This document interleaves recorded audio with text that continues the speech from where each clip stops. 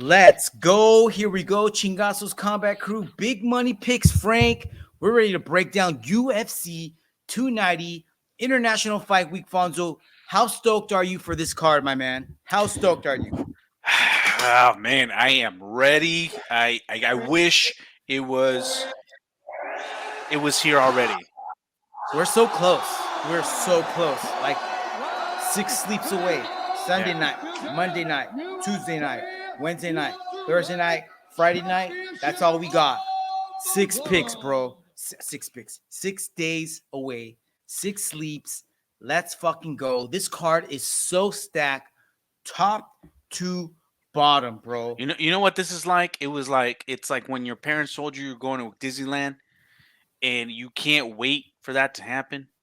Like you can't even sleep. Like that's how good this is. Yes, exactly like that. I'm on the edge of my seat. We got good fights on the early prelims, on the prelims, and of course, the main card is going to be off the hook. So, I'm going to go over the fights that matter the most to us, starting with this early prelims match. Talk about Shannon Ross taking on our boy from Dethrone back in the day, Jesus Aguilar. Jesus Aguilar, this is a flyweight bout. Jesus Aguilar coming in as a minus 230 favorite, taking on Shannon Ross, who is a plus 195 dog. Shannon Ross lost his last fight to Clayton Rodriguez by KO, round one, 59 seconds into the match. And Jesus's last match We was just talked about. just talked about it. Tatsuro Taira submission round one, almost made it out of the first round. Unfortunately, lost. But dude, this is more of a favorable matchup for Jesus. Yeah, I see another bad night for Shannon on this one. I agree. I agree, man. I think Jesus definitely has all the tools to win this fight. He doesn't have the same threats that Tatsuro had. You know what I mean? So I really don't see Shannon being able to overtake Jesus at all in any part Nope. of the game. This should be a pretty good stylistic matchup for Jesus, and he should put on a show here. That's what I'm expecting. Bro, He's got to put on a show. I'm gonna tell you right here. He's got to make a statement because this is his second fight in. He does That's what not I'm want to saying. get cut, and he's got the skills, dude. He can hang at this level. I mean, Yeah. I'm being super biased, but I'm telling you, dude, I've seen it. I know, and he's gonna prove it on this night. I'm going Jesus Aguilar submission round two. Watch what's gonna Oh, happen. what's up? He's gonna drop him with hands, bro, because he's gonna have the timing down. He's got the speed advantage, and once he hurts him, he's gonna drop him, and he's not gonna finish it with ground and pound. He's gonna go for the sub instantly. Watch. Okay. I'm going TKO round two. Jesus Ooh. Aguilar. All right. That So you'll go TKO. I'm going sub. All right. We're all on the right. same page. I like it. I like it. God That's damn! right. That's right. Next matchup we want to talk about number Ooh. 14, light heavyweight, Jimmy Crute taking on Alonzo Menefield. Jimmy Crute, a slight plus 100 favorite. Alonzo Menefield, I'm sorry, Jimmy Crute, the slight dog at a plus 100. And Alonzo Menefield is the favorite at minus 120. Jimmy Crute coming in off of he lost, right? Got Yeah. knocked the fuck out by Jamal Jamal Hill within a minute. And then before that, though, he had a victory over Anthony Smith by No. TKO. Anthony Smith won. Oh, I'm sorry. You're right. Anthony Smith. Dude, why is this? Oh, I see. Start over. 3, 2. All right, next matchup. Number 14, Jimmy Crute, a slight underdog coming in at plus 100, taking on Alonzo Menefield, a slight favorite at minus 120. Jimmy Crute coming on back-to-back losses. Is that correct, Fonzo? That's correct, man. That's Bro, Jamal Hill, got Anthony Smith. and not only back-to-back losses, but back-to-back TKO KO losses, bro. Yeah. That is Yeah. bad news. Alonzo Menefield coming in with a win. Both two looks like a two-fight winning streak. Last beating Misha Serkinov by TKO round one, and then beating Askar Mazarov by TKO Yeah. round one as well. Yeah. So here's the deal, man. Like I'm torn, man, because Alonzo like he's he's he's good, right? Like he's been on a little bit of a tear. Um, but at the same time, like if you're looking at the caliber of fighters these motherfuckers have fought, Opposite ends of the spectrum. exactly. So one of them is on his way down, the other one's on his way up, and this is one of those classic matchups where that's why the odds are the way they are. Like you don't know, right? You don't know how hard Jimmy Crute is falling, and you don't know Alonzo's Menefield star like rising power is. So it's a toss up for me, man. It's hard. That's I mean, okay. So if I'm gonna go with one, I'll go Jimmy Crute, bro. I'm gonna go Jimmy Crute too. Yeah. And because of the caliber of fighters he's fought already. You know what I mean? Even though he's lost spectacularly these last two fights. Dude, he's lost to A-level fighters, whereas Exactly. Alonzo has fought C-level fighters at best. Right. So I okay, so prediction, I would say this is gonna go the distance. So I got Jimmy Crute decision. And it'll probably be unanimous. I think so. I'm with you on that one, bro.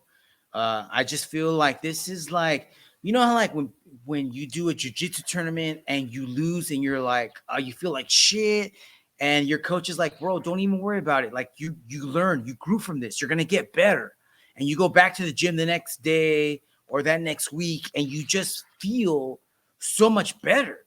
So you perform better. I think that's what's gonna happen. Like, you know what I mean? Yeah, Jimmy Crute got demolished by Jamal Hill, demolished by Anthony Smith. But those are upper echelon dudes, whereas Alonzo Menefield is trolling with white belts. And yeah, he finished them, but that's because that's what you should do. You know what I mean? But they're white belts. Yeah. So this can be a true test for both of these So guys. you think this is like a tune-up fight for Jimmy Crute? I don't think it's a tune-up fight. I think this is a more favorable matchup for him for sure. Okay. So I'm going to go Jimmy Crute decision like you, my man. I don't think that he's going to be able to put out Alonzo just because he's tough, dude. He's stocky. He's got great stand-up. He can take a shot. But Jimmy Crute has just been on another level as far as caliber of opponents, and he's seen more danger. I agree. Agreed. Yeah. So moving on, dude, I'm super upset about super upset because we were supposed to get Sean Brady taking on Jack Della Maddalena, but it looks like Sean Brady is out. And who's supposed to be stepping in, dude? Chris Curtis? Hey man, I'm not mad at that. So it looks like Chris Curtis is going to be taking on JDM at last second. So how many days does he have to prepare for this? Fuck. When was this announced? Like 2 days ago? Maybe not that long ago. So and Chris just fought not too long ago as well. No. Yeah, he did. Nasruddin, that was ruled a no contest back on June 10th. So it hasn't even been a month. So is he concussed? And then his fight before that was he got headbutted as well. Remember? Yeah. Yeah. So is he so concussed that he's taking on any fight he can get? Well, here's the deal, man. Like, if he was concussed, like he wouldn't be clear to fight yet. True. So you know what I mean. I don't think he's concussed. You know what I mean? Like, is he at 100%? Well, no fucking fighter ever is. Nobody is for sure. So I don't know. Like, I'm not mad at it. You know what I mean? I think I would have liked to see this fight. If they were both like prepared for it, you know what I mean? A full camp. Well, full camp behind them. I would have loved it more, but I'm not mad at it. It's a good replacement. You know what I mean? Yeah, it's a good replacement. I'm not mad at it, but it's gonna be a good fight. But I think JDM, I think it's gonna be the first time he goes 3 rounds because I think that's how tough Curtis is. Okay. Yeah. I was thinking second round, but you're right. It could go all 3. I'm thinking JDM. I'm going JDM second round TKO. Say that one more time, Fonzo. You're going JDM what? Second TKO. So JDM TKO round 2. Yep. All right. Next fight. I think this is the main card now. Yes, Bo Nickal, Tresean Gore. I think so. Yep, Yeah. yep. This is the main card now. Bo Nickal, Tresean Gore. Tresean Gore is a plus 750 underdog, bro. Bo Nickal minus 1600 favorite, dude. What the That's nuts. fuck? Why That's would they even make a fight crazy. like this? Because that's what Dana White wants, bro. All right. I'm going Bo Nickal, Round one, round two. Because this ain't going 3 rounds. round one. But Sub or I'm TKO? a TKO. But I'm gonna go ahead and put $50 on Tresean Gore just to fucking cover my bases.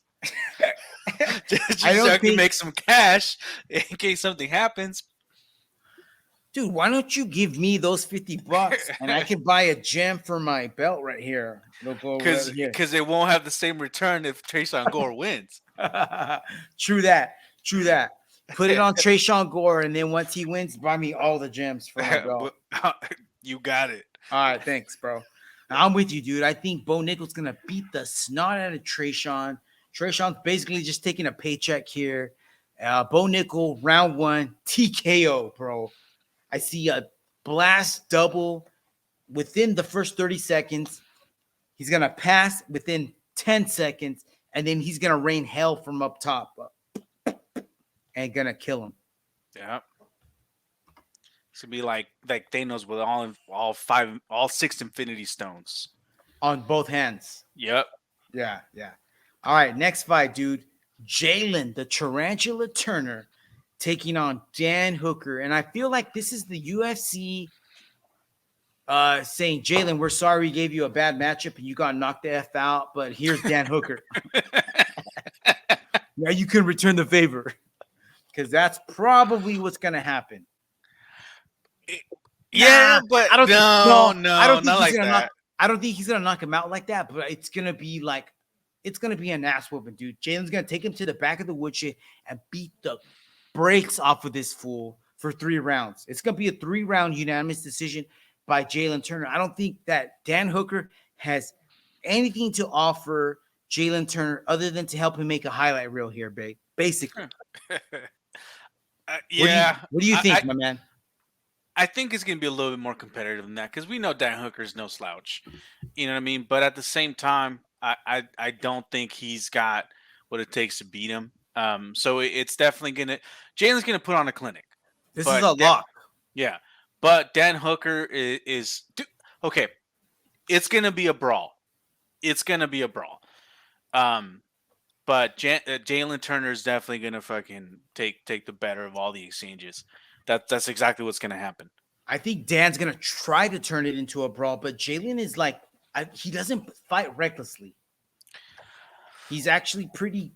No, mellow, yeah. He is. And I think that Dan will try to cause chaos, but he's going to leave himself open by doing that, and that's where Jalen's going to capitalize because he's got that long reach, dude. He's a really good counter striker, and he's just too rangy, dude. Like he can throw a knee. It's gonna be like Chris Tucker in Rush Hour 2 when he's like, which one of y'all hit me?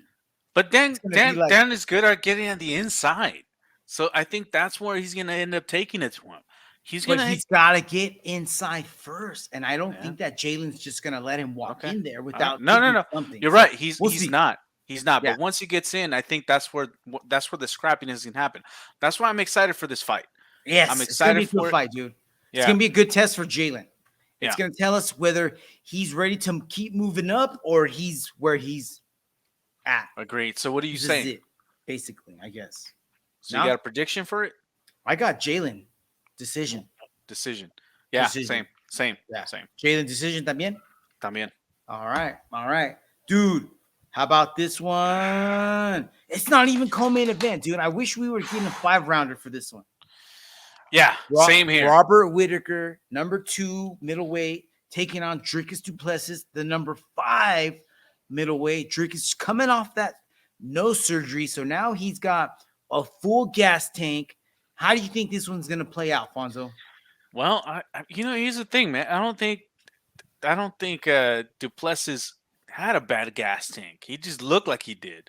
You know what I mean? Like he was able to go 3 rounds with no problem. I mean, but now that his nose is fixed, I think he's gonna end up. I hope it makes a difference. Like here's the thing. I think it will slight difference. How big of a difference? I don't know. But this is gonna be a banger. This is gonna be a banger, and I wouldn't be surprised if Robert Whittaker fucks up Duplessis' nose again. You know what I mean? But we'll see, man. I got Robert Whittaker decision. I just that's the way I see it Dare happening, you? man. How dare you? You know what I got? I got Robert Bobby Knuckles TKO round 2, bro. I don't think that this You think he's surgery. gonna put him away? Oh fuck yeah, dude! I think that no matter what Dricus is saying about his nose, like, oh, now I can breathe, so now I'm gonna have more of a gas tank. I think that's bullshit, dude. Yeah, maybe his breathing was affected somewhat, I but don't it's think it not was gonna that be like bad. it's not gonna be like all of a sudden he's got 4 lungs, bro. No, no. It's not. That's what He's I'm saying. always fought sloppy. That's how he is. And if that's how you come in against Bobby Knuckles, he is gonna mow you down, bro. Okay, This is you're gonna right. be like Norman, like freaking storming the beach at Normandy, and he's got a Gatling gun sitting up there. He's just gonna tear him up, I dude. just don't think he's gonna put him away though. I think Duplessis has he's gonna be able to withstand the chin. Like it's gonna be a fucking murder for sure, but it won't be like he's gonna put him away. I think it's just gonna be a clinic of what Robert Whittaker can do. That's what's Dude, gonna happen here. this is what every fight that Dricus has been in, he's nearly been put away. Yeah, He always comes back from the grave to snatch the victory. Everybody he's fought has I don't think it's gonna basically happen this time. taken him to the edge. And if those people have taken him to the edge, bro, Bobby Knuckles is gonna bury his ass. Okay. Look at who Dricus has fought. Derek Brunson, Darren Till, Brad Tavares, Trevin Giles, all of these guys he beat, but at some point in those fights, they took him to that edge and almost took him out himself. You don't think that Bobby Knuckles is gonna take him to that spot? Yeah, I'm like, bro, this is automatic. He's gonna I, beat the brakes off him, and I think he will finish him. yeah. Okay. I'm also wondering who the ref is gonna be, because that could play into it as well. I'm just glad Mario Yamasaki isn't in the fucking ref anymore. Well, for Drake, it's because he would freaking lose and come out with brain trauma, brain damage. But if there's a judge in there or a ref in there who pulls the plug early, that could be bad news for Dricus. Yeah, I agree. Yeah. Agreed. Bro, let's move on to co-main event. Tijuana Zone, Brandon Moreno, the champ at flyweight, taking on Alexandre Pantoja.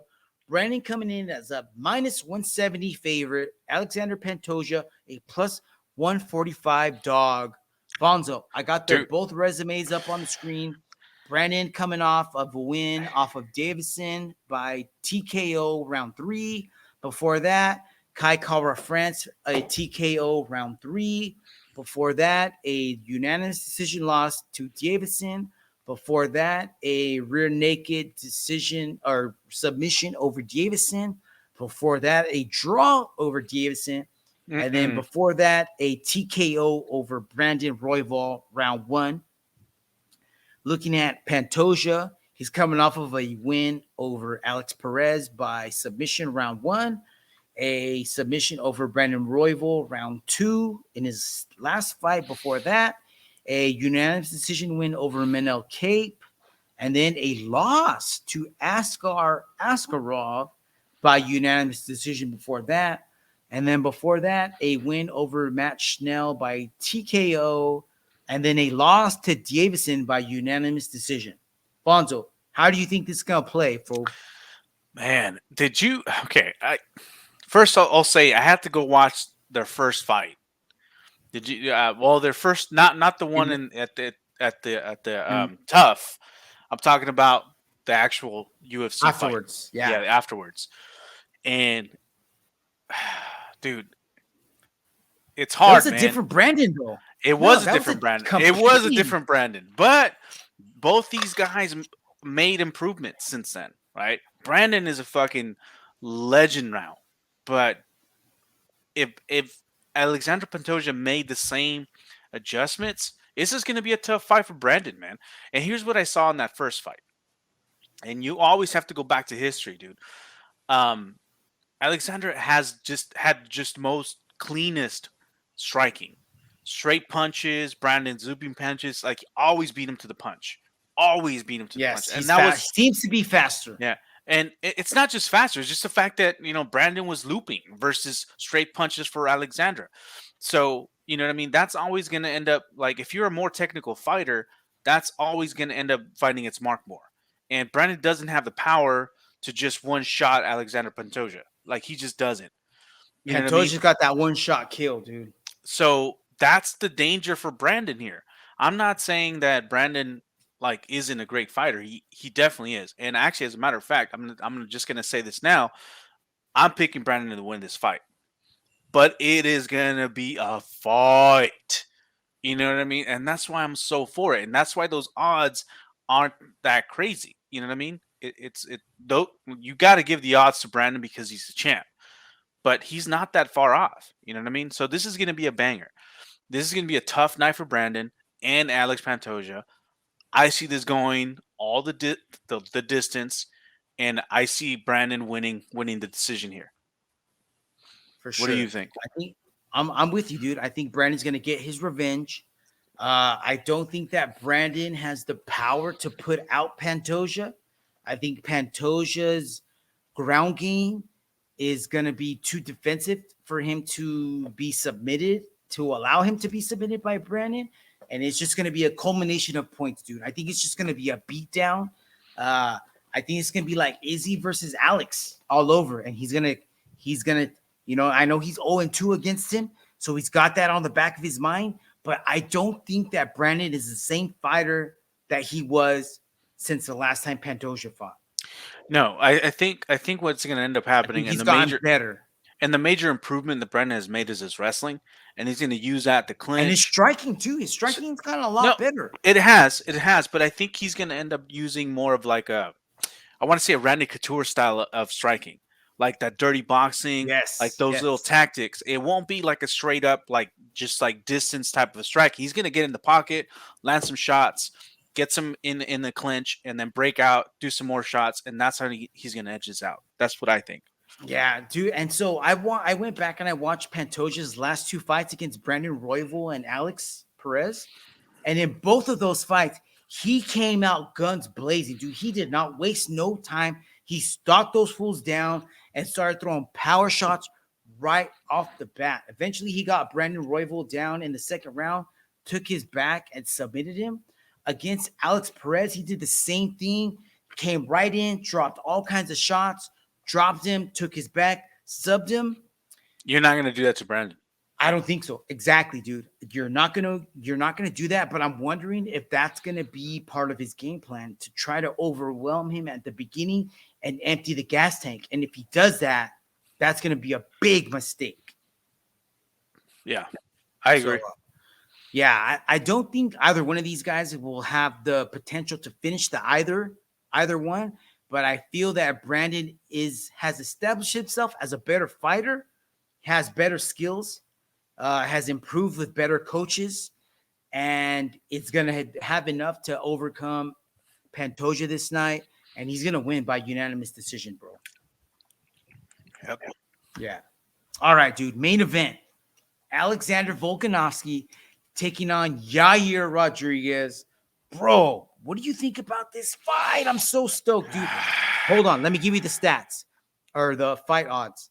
Alexander Volkanovski, a minus 460 favorite over Yair Rodriguez, who's coming in as a plus 320 underdog, bro. Damn. Let me share some prop bets with you real quick. Plus 300 by either fighter to win by submission. That just goes to show you Vegas does not think this is going to end in submission, bro. Agree. Yair by decision plus 600. Volk Shit. by decision minus 170. this fight gonna go the distance? -166, yes. +124, no. Yair by TKO KO +600. Volk by TKO KO +340. Volk by TKO KO in round 3 or 4 +1100. Damn. Yeah. Volk by TKO KO round 3, 4, or 5 +850, bro. Yeah. So it looks like everyone That thinks sounds it's gonna legit. go all 5 rounds. What do you think is gonna happen? I don't know, man. This I'm torn. Just torn because I want Yair to keep the strap. But Volk is a beast. And I mean, look at that, man. Look, arguably, you can say if he had one more round, he would have beaten Makhachev, right? Bro, And I mean, and Makhachev, I mean, look, for all the hate that he gets, you got to be real. He's real, dude. He's for real. You can't take that away from him. And if Volk can do that to Makhachev, I don't think Yair stands a chance, man. Well, this is gonna be a different game, though. This is like, bro, I'm telling you, we're gonna play Modern Warfare tomorrow, but then the next day we're gonna play Final Fantasy. It's like it's different games, but what I'm it's saying, just as dangerous. But what I'm saying though is Yair doesn't have any of the skills that would put Alexander in danger in any spot. Yeah, on the ground, or on a stand up. There's no way. I think the only way for Yair to win is to finish this. He's either got to get a sub or he's got to get a KO TKO. And I don't think he can get either. And I don't think he can, because who's done that to Volk? That's what I'm saying. But he's fought Max, who's maybe even a better striker because he did beat him, right? Yeah. But the one difference between Max and Yair is that I think that Yair actually has that one shot, kill shot, kind of like. He has the potential to dish out a shot that could stun you, paralyze you for a second, to enable him to get a TKO, possibly. But so did Chad Mendes. So did Brian Ortega. True. Nah, not Brian Ortega, though. Brian Ortega just had subs. I don't think he's got one shot knockout power. Whereas Yair, he's got kicks. I don't think he's got hands to put him out, but he's got those crazy kicks, dude. Mm. But other than that, outside of that, I don't think he's got a shot. Sorry, Yair. I think this is going to be Volkanovski by decision. Or TKO round 3, 4, or 5. I'm gonna go with decision. With decision. Yeah. If I'm playing it safe, I'm gonna go Volk decision for sure. So yeah, that's it, bro. Why'd you gotta end in such a down note, fool? I didn't want to do that to Yair. It's my boy. It's for the strap, bro. It's to benefit the game. Well, that's true. Benefit the game. So the only thing that's going to happen is we're going to win because we're going to see a great fight. So, yeah, that's it, my friends. Everyone out there. Fonzo, anything for the fans? Anything for the listeners out there? I hope you guys enjoyed today's episode. Hey, it's 4th of July. Hope you're enjoying it out there. Get some fireworks. Don't blow your hands off, your heads off, your peckers off. Stay safe. And International Fight Week. Can't wait. Let's go. 6 more sleeps. Yo, Chingazos Combat Crew out. Have a safe, fantastic week, everybody. Catch you next week. Peace.